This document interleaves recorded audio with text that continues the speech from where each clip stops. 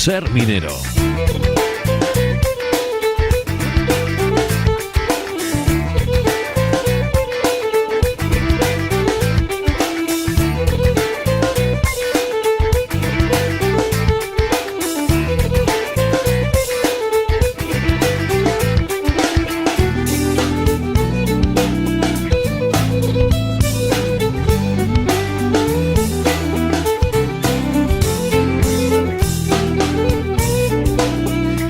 Cambiamos ahora de tercio, pero solo parcialmente, porque aunque vamos a hablar de minería, vamos a seguir hablando de otro libro, de otra publicación. Pero lo primero es saludar a Roberto Fernández, director del Museo Minero de Sabero. ¿Qué tal, Roberto?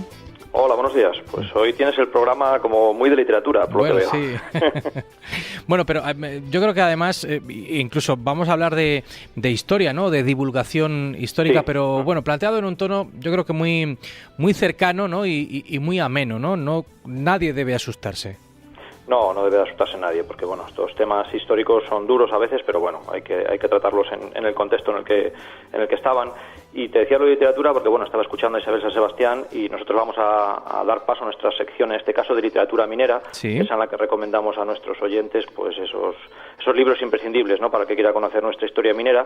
Y hoy lo vamos a hacer hablando de un libro que se presentó este sábado en Fabero con F, no en Sabero, en Fabero, titulado De siervos a esclavos, 1843-1947, el primer siglo de minería en Fabero del Bierzo.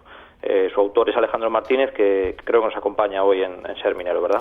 Pues sí, nos está escuchando. ¿Qué tal, Alejandro? ¿Cómo estás? Hola, buenos días. Muy bien. Un saludo. Bueno, para saber, en primer lugar, cómo te embarcas en esta historia, y nunca mejor dicho, ¿no? Eres profesor, ¿no? Profesor de historia. Sí, desde hace relativamente pocos años, pero sí. Y bueno, ¿cómo me embarco en la historia? Pues básicamente hace unos años, cuando estaba en la universidad, hace ya más de una década, hice un pequeño curso, o sea, un pequeño trabajo para una asignatura que era Historia Social. Y bueno, posteriormente, en el año 2017, 10 años después, lo recupero para hacer un artículo para el tercer premio de investigación Antonio Estevez, que organiza el Instituto de Estudios Bercianos. Y bueno, sobre esa base de ese artículo, pues tengo una cantidad de información que me parece importante darle más recorrido, y sobre esa base elaboro el libro que se publicó este sábado. Bueno, muy bien. O sea que está calentito y recién salido del horno, ¿no? Efectivamente, sí. Muy bien. Roberto. Bueno, tan calentito que yo he de confesar que no lo he leído, ¿eh? Ya sabes que no me gusta hablar de libros que que previamente no hemos leído, pero era tan reciente que nos parecía importante ya darlo a conocer. Alejandro, ¿tú tienes alguna vinculación con Fabero o con esta zona minera? Sí, bueno, yo soy de un pueblo de al lado de Fabero, soy de la cuenca Fabero, sí, de hecho vivo aquí, en este pueblo, y bueno, y además vinculación personal, porque bueno, toda mi familia es de una familia minera, incluso, aunque ya se me caducó, pero tengo la cartilla de artillero. Bueno, pues me parecía interesante saberlo, ¿no? Porque, bueno, alguien que conozca muy de cerca el mundo de la mina, bueno, también puede hablar con bastante autoridad, ¿no? En ese sentido, sí. Aunque a veces también hay que alejarse, ¿eh? A veces también los autores que no tienen nada que ver con el mundo de la mina también es interesante escucharlos. El título del libro, Alejandro, yo creo que ya nos dice mucho, ¿no? De siervos a esclavos, ya arrancamos un poco fuerte el libro. Claro, básicamente el libro lo que viene es a recoger un siglo, 1843, que es cuando se pone en marcha cuando se registra la primera mina, que se pondrá en marcha muchos años después, más de 70, y el título de siervos a esclavos hace referencia porque en esta zona, incluso en el noroeste de España, hasta los años 20 del siglo XX se están pagando foros, que es una reminiscencia del antiguo régimen, del feudalismo, y de siervos a esclavos hace ese recorrido de esa sociedad agropecuaria con una economía de subsistencia hasta 1947, año en el que se cierra el campo de trabajo forzado, en el que se explotaba mano de obra en condiciones que podíamos hablar de esclavitud en la empresa Maximino Moro. Y bueno, arrancando un poco con ese tema, también hablas, ¿no?, en este libro de que Fabero es la única cuenca anarcosindicalista de España. Explícanos esto porque es muy muy interesante.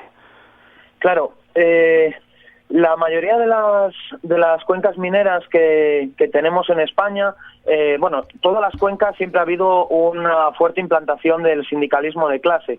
En algunas zonas sindicalismo católico también, pero bueno, principalmente de clase. Pero en casi todas las zonas estaba liderado por el sindicato minero castellano, en el caso de nuestra realidad más inmediata, o el SOMA en Asturias, es decir, el sindicato ligado al OGT. Y aunque había presencia de los anarquistas, estos principalmente eran entre los trabajadores de superficie, como puede ser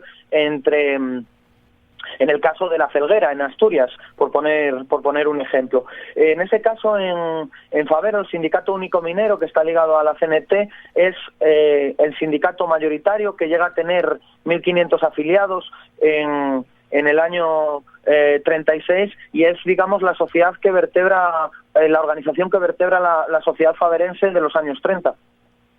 Y eso quizás tuvo que ver con que Fabero fuera uno de los lugares que resistió al alzamiento, digamos, al golpe de Estado de Franco, y que se mantuvo fiel a la República.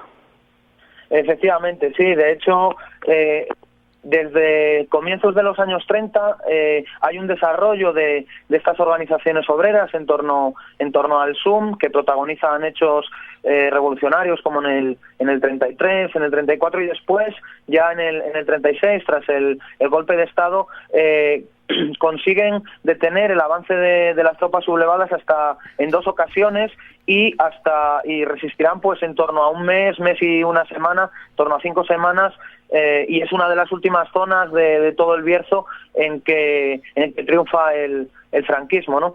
Claro, y luego, a partir de ahí, precisamente esa actitud de resistencia ante el golpe de Estado hace que luego la represión sea especialmente virulenta e intensa. Sí, efectivamente. Además, la represión será una represión que yo califico como multidireccional. Me explico. No solo son los paseos o los fusilamientos, que normalmente son las que más visibilidad se suele ver, pero hay desde incautación de salarios, expropiación de una mina que los trabajadores tenían en colectividad en Bárcena de la Abadía, la Comisión Provincial de Incautación de Bienes, al magisterio se le aparta, o la condena a trabajos forzados. Sí. Es interesante esa iniciativa que has mencionado. ¿Había una explotación que funcionaba un poco al modo de una cooperativa? Sí, lo había comentado antes cuando decía que el SUM es la organización que vertebra la sociedad, ¿sí?, de Fabero de los años 30, y es que en este momento el Sindicato Único Minero no es que solo tenga una mina en colectividad, que la autoorganiza, es que tenía un ateneo, una biblioteca, quisieron poner en marcha un periódico y una escuela racionalista, un cuadro artístico, tenían hasta una cooperativa de consumo o una liga de inquilinos para evitar desahucios. Es decir, que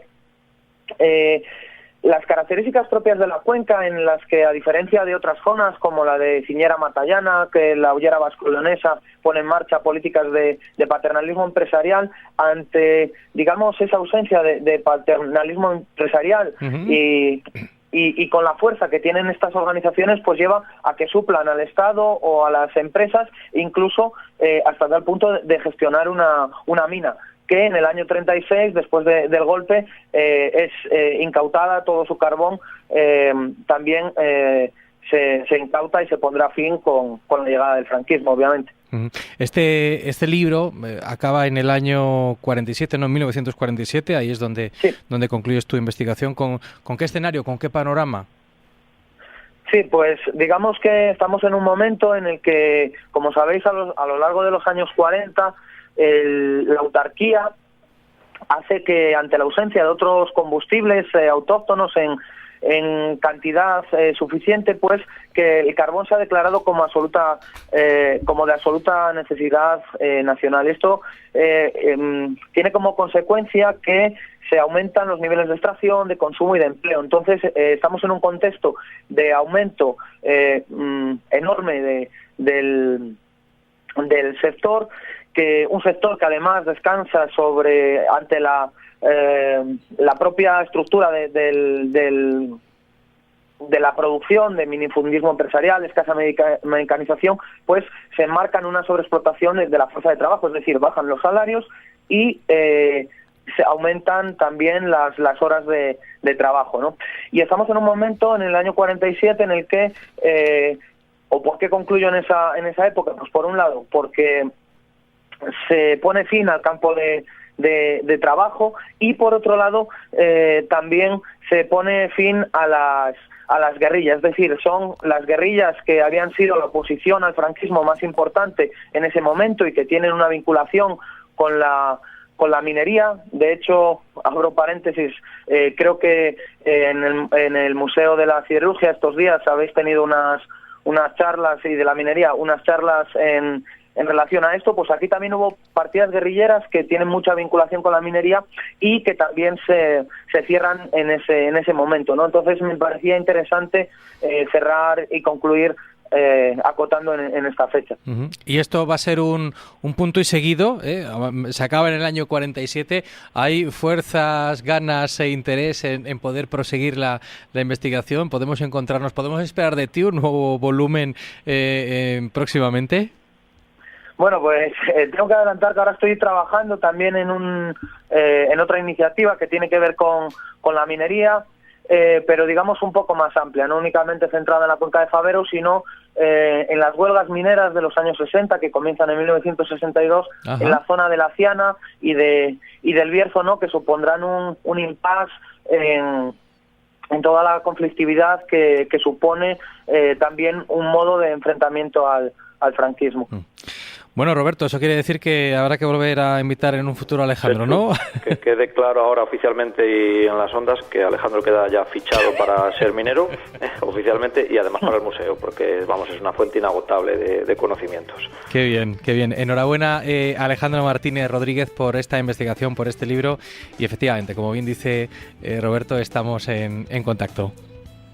Pues muchas gracias por darme la oportunidad de presentar el libro, y gracias por los halagos, obviamente. Muy bien. Un saludo. Venga, gracias. Autor del libro De siervos a esclavos. Y Roberto Fernández, hasta la próxima semana. Hasta el próximo lunes.